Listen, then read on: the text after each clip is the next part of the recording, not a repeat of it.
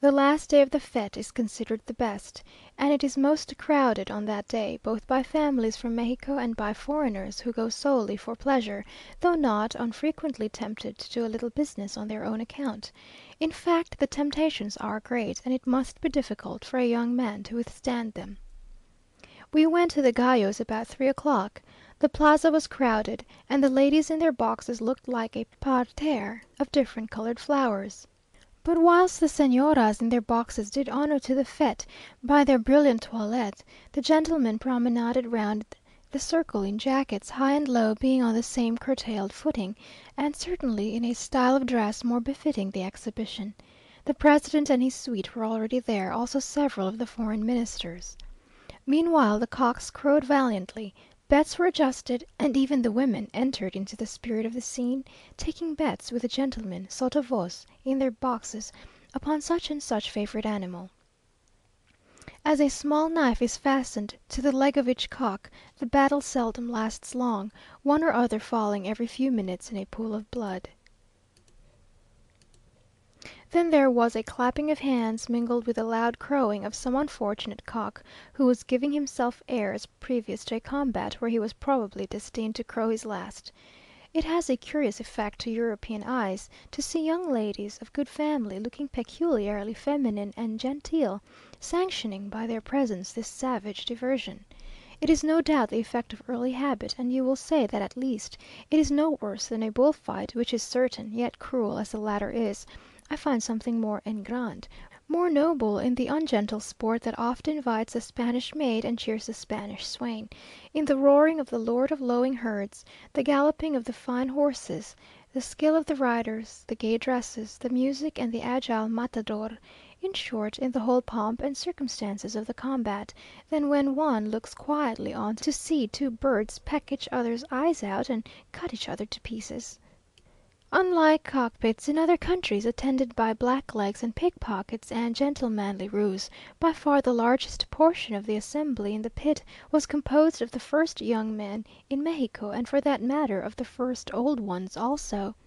There was neither confusion nor noise, nor even loud talking, far less swearing, amongst the lowest of those assembled in the ring, and it is this quiet and orderly behaviour which throws over all these incongruities a cloak of decency and decorum, that hides their impropriety so completely, that even foreigners who have lived here a few years, and who were at first struck with astonishment by these things, are now quite reconciled to them. As far as the company went, it might have been the House of Representatives in Washington, the ladies in the gallery listening to the debates, and the members in the body of the House surrounding Messrs. And , or any other two vehement orators, applauding their biting remarks and cutting sarcasms, and encouraging them to crow over each other. The president might have been the speaker, and the corps diplomatique represented itself. We had an agreeable dinner at the E.S., and afterwards accompanied them to the Calvario, a hill where there was a ball, al fresco, which was rather amusing, and then paid a visit to the family of General Moran, who has a beautiful house and gardens in the neighbourhood. We found a large party assembled, and amongst them the president. Afterwards, accompanied by the Minister and the ladies of our party, we went to take a view of the gambling tables, and opened our eyes at the heaps of gold which changed owners every minute. I saw C a millionaire, win and lose 1,000 ounces apparently with equal indifference. A little advocate having won 2,500 ounces, wisely ordered his carriage, and set off for Mexico with the best fee he had ever received in his life. Ladies do not generally look on at the tables, but may if they please, and especially if they be strangers. Each gambling room was well fitted up, and looked like a private apartment. We then returned home and dressed for the ball, which was given in the evening in the Plaza de Gallos. We first went upstairs to a box, but I afterwards took the advice of M. de and came down to see the dancers. There were ladies in full dress, and gentlemen in white jackets, rather inconsistent. The company, though perfectly quiet and well behaved, were not very select, and were on that account particularly amusing. Madame de and I walked about, and certainly laughed much more than we should have done in a more distinguished society. About 2 in the morning we returned to Mexico, and as I this moment receive a note from the American Minister, informing me that the packet from Vera Cruz is about to sail, I shall send off my letters now, and should we still be here next year, I shall then give you a more detailed description of the fête, of the ball, both at Calvario and in the cockpit, and also of the high life below stairs, gambling, at which the scenes are impayable.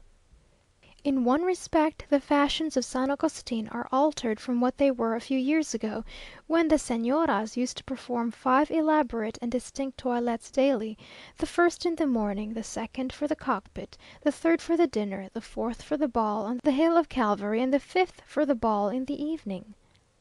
I am told that as they danced in the open air on the hill with all their diamonds and pearls on, in the midst of an immense concourse of people, a great many jewels were constantly lost, which the léperos used afterwards to search for, and pick up from the grass, a rich harvest. Though they still dress a great deal, they are contented with changing their toilette twice, or at the most 3 times in the course of the day. Upon the whole, these 3 days are excessively amusing, and as all ranks and conditions are mingled, one sees much more variety than at a ball in the city. On their way home, C n and Señor discussed the effects likely to be produced on the morals of the people by this fête.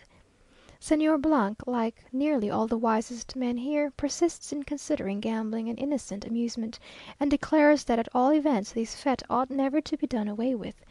In his opinion it conduces to the happiness of the people, gives them an annual pleasure to look forward to, and by the mingling of all ranks, which then takes place, keeps up a good feeling between the higher and lower orders. C n asked him why, if such was the case, the government did not at least endeavour to draw some advantage from it, after the manner of the Count de Revillagigedo; why, as the bank, by the nature of the game, has besides a great capital which swallows up all the smaller ones, an immense profit amounting to 25 per cent. They do not make the bankers pay 4 or 5 per cent., and charge half a dollar or more to each individual who enters to gamble, with which money they might beautify the village, make a public pasoe, a good road, a canal to Mexico, etc. I thought that whatever the government might feel on this subject, neither the bankers nor the gamblers would relish the insinuation.